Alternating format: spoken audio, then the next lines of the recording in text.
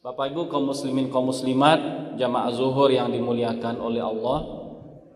Suatu hari Ibunda Aisyah radhiyallahu anha pernah bertutur sambil mengenang bagaimana kesungguhan Nabi sallallahu alaihi wasallam berdoa. Ibunda Aisyah mengatakan, "Dzata yaumin da'an Nabi sallallahu alaihi wasallam. Da'an Nabi sallallahu alaihi wasallam. Summa da'a, summa da'a." Suatu hari, kata Ibunda Aisyah, Nabi sallallahu alaihi wasallam pernah berdoa. Kemudian beliau kembali berdoa. Kemudian beliau kembali berdoa, dan beliau terus berdoa tanpa kenal henti. Kesungguhan Nabi dalam berdoa. Tentang doa juga, Nabi sallallahu alaihi wasallam pernah bersabda, "Yustajabu li ahadikum ma lam ya'jal, fayaqulu da'autu falam yastajib." Kata Nabi sallallahu alaihi wasallam, doa salah seorang di antara kalian akan diijabah, akan dikabulkan oleh Allah selama dia tidak tergesa-gesa dalam berdoa dan mengatakan, "Saya telah berdoa, saya telah meminta, saya telah memohon kepada Allah, tapi Allah tidak kabulkan doa saya." Tentang doa juga, Nabi sallallahu alaihi wasallam pernah bersabda, "Innallaha yuhibbul abdal lahwa." Sesungguhnya Allah sangat menyayangi, sangat menyukai, sangat mencintai seorang hamba yang begitu nyinyir, yang begitu suka dalam meminta.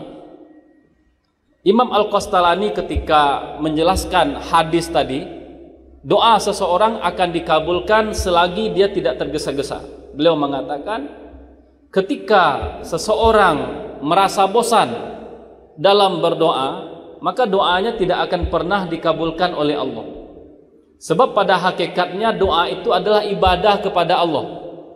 Baik doa kita dikabulkan ataupun doa kita belum dan tidak dikabulkan oleh Allah, pada hakikatnya ketika kita sedang berdoa, kita sedang beribadah kepada Allah. Maka tidak pantas, tidak seharusnya seseorang itu merasa bosan untuk beribadah. Tidak pantas seseorang itu merasa bosan untuk berdoa.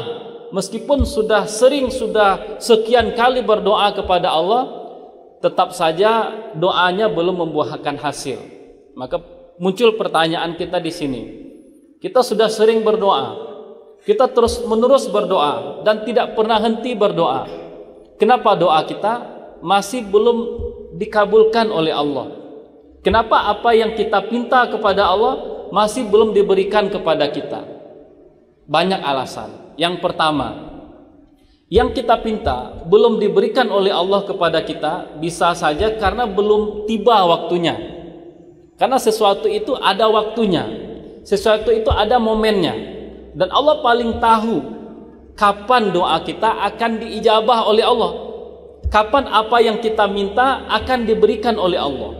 Coba kita lihat di alam semesta ini, segala sesuatu itu teratur. Alam semesta teratur. Matahari itu terbit ada waktunya, musim berganti juga ada waktunya. Kapan waktunya Allah yang paling tahu. Begitu juga dengan doa kita. Ketika belum dikabulkan oleh Allah, Allah paling tahu bahwa di saat kita berdoa itu belum tiba waktu untuk dikabulkan. Akan ada nanti waktu yang pas, akan ada momennya, akan ada timingnya. Ketika itu doa kita akan dikabulkan. Apa yang kita minta akan diberikan oleh Allah. Ini yang pertama.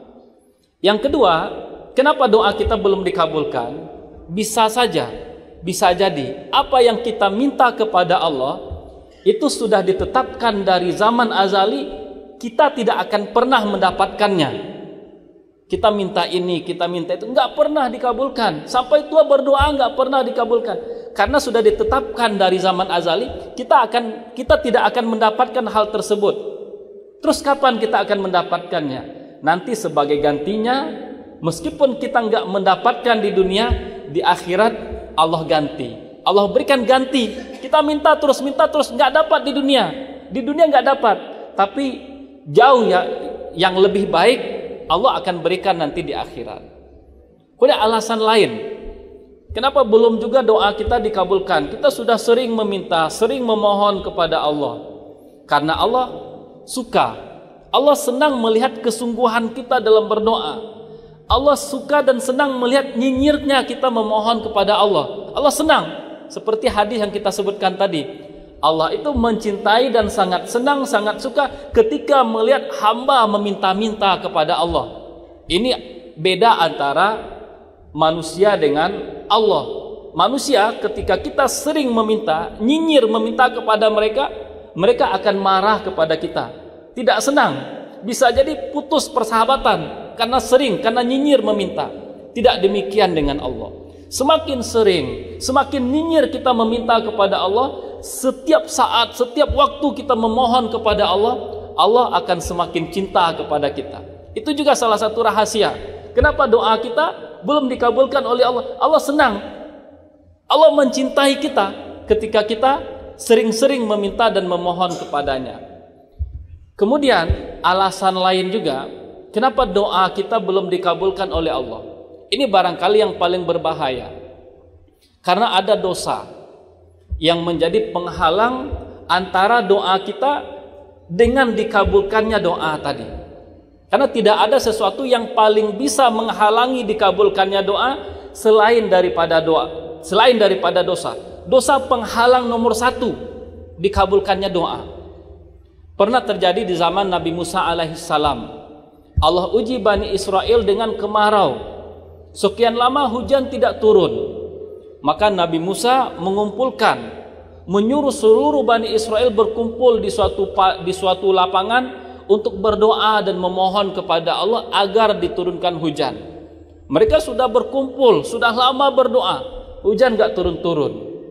Kemudian Allah wahyukan kepada Nabi Musa bahwa ada salah satu di antara orang yang hadir berdoa, dia melakukan dosa, dia belum bertaubat. Kata Allah kepada Nabi Musa, suruh dia keluar dari barisan orang berdoa, suruh dia tidak lagi berada di lapangan.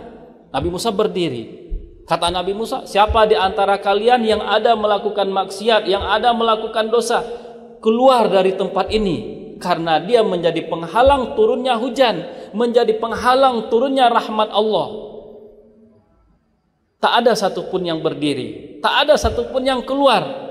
Tapi yang menarik adalah tak lama setelah Nabi Musa mengatakan seperti itu, harus ada yang keluar karena dosa dia, karena dia tidak bertaubat, rahmat Allah terhalang turun kepada kita. Tidak lama setelah itu justru air hujan turun dari langit. Nabi Musa heran dan langsung bertanya kepada Allah, ya Allah, engkau tadi suruh agar pelaku dosa yang belum bertaubat keluar, namun tak ada satupun yang keluar, tetapi engkau tetap turunkan hujan. Kenapa bisa seperti itu ya Allah? Dijawab oleh Allah kepada Nabi Musa, karena si pelaku dosa tadi, si pelaku maksiat tadi, dia sudah bertaubat, yang taubatnya hanya dia dan saya yang tahu, kata Allah. Maka Nabi Musa pun penasaran, ya Allah, tolong engkau kabari saya, siapakah dia, siapakah pelaku maksiat tadi?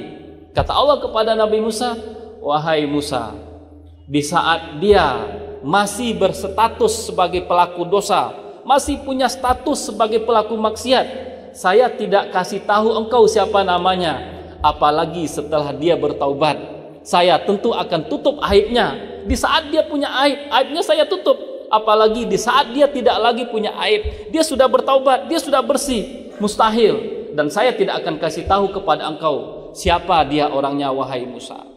Kaum muslimin jamaah zuhur yang dimuliakan oleh Allah, dari sini kita juga bisa mengambil salah satu kesimpulan, bahwa terkadang karena dosa, karena maksiat yang dilakukan oleh satu orang, bisa jadi itu menjadi penghalang rahmat bagi satu masyarakat, bagi satu bangsa, bagi satu negeri. Tidak ada salahnya kita introspeksi diri, kita evaluasi diri, atau kita menyalahkan diri kita.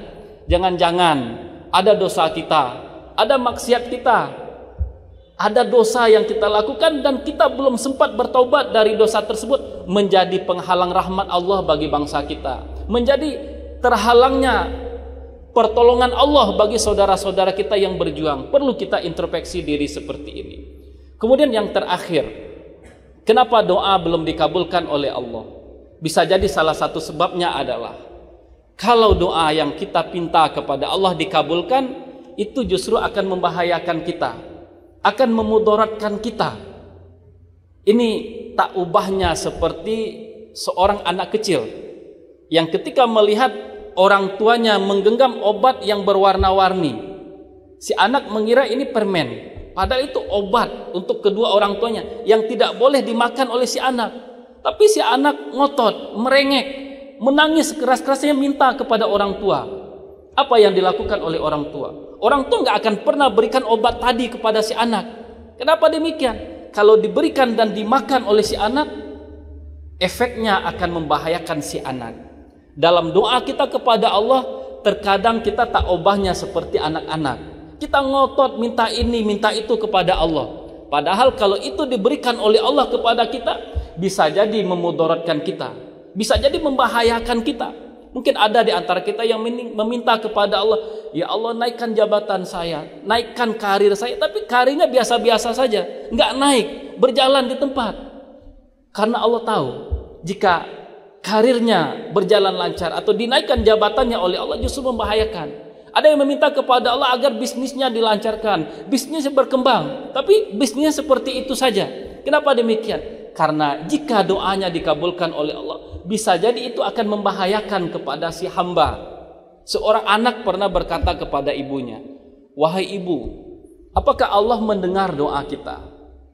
Dijawab oleh si ibu, benar, Allah maha mendengar. Doa kita didengar oleh Allah. Kenapa doa saya belum dikabulkan oleh Allah? Apa kata si ibu dengan bijak kepada si anak? Wahai anakku, seorang dokter hanya akan memberikan obat yang dibutuhkan oleh orang yang sakit, bukan semua obat yang diminta, bukan semua obat yang diinginkan, tetapi yang diberikan oleh tabib adalah apa yang dibutuhkan, bukan yang diminta, bukan seluruh yang dibutuhkan. Pernah juga salah seorang ulama salaf, beliau berdoa kepada Allah, ya Allah berikan kepada saya kesempatan untuk ikut berjihad, berikan kesempatan kepada saya bisa ikut perang. Meminta terus kepada Allah, tapi nggak pernah dia bisa untuk ikut berjihad. Setiap ada kesempatan berjihad nggak pernah bisa. Dia heran, sudah meminta kepada Allah tapi nggak bisa. Suatu malam dia bermimpi, seseorang datang kepada dia dan berkata, jika engkau ikut berjihad, jika engkau ikut berperang, engkau akan ditawan, dan ketika engkau ditawan, engkau akan dipaksa untuk murtad dan keluar dari agama Islam. Sadar dia, ternyata ada hikmah, ada rahasia. Kenapa doanya belum dikabulkan oleh Allah? Jika dikabulkan itu akan membahayakan dia.